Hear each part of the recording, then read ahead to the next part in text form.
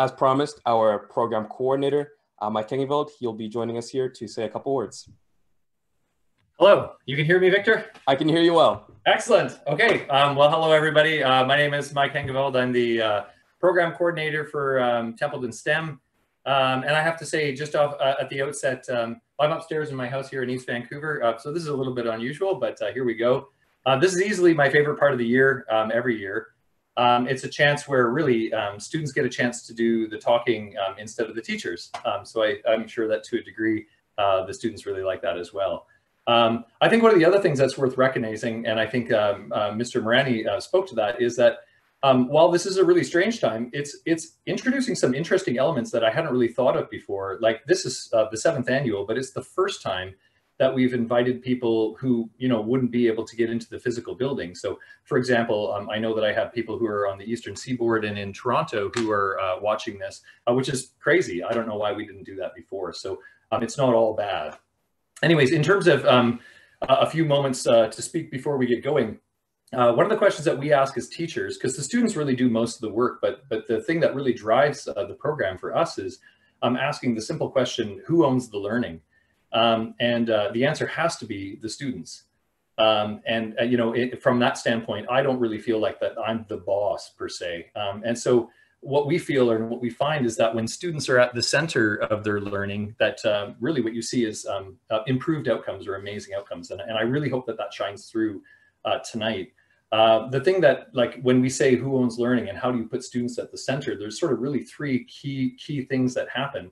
The first is that students really need flexibility and choice.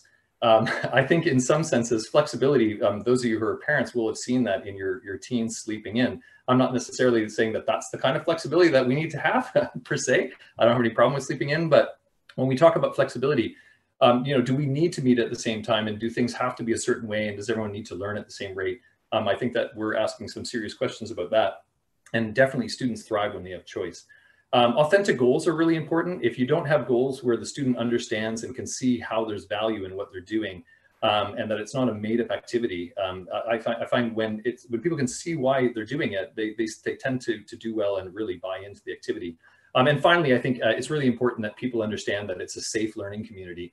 And by safe, I mean the obvious things like body and mind, but that it's okay to make mistakes and that you don't need to know all the answers, and that you can change your mind. And I think when those three things are in place, you see students shine, and it's a lot of fun, and I certainly enjoy it.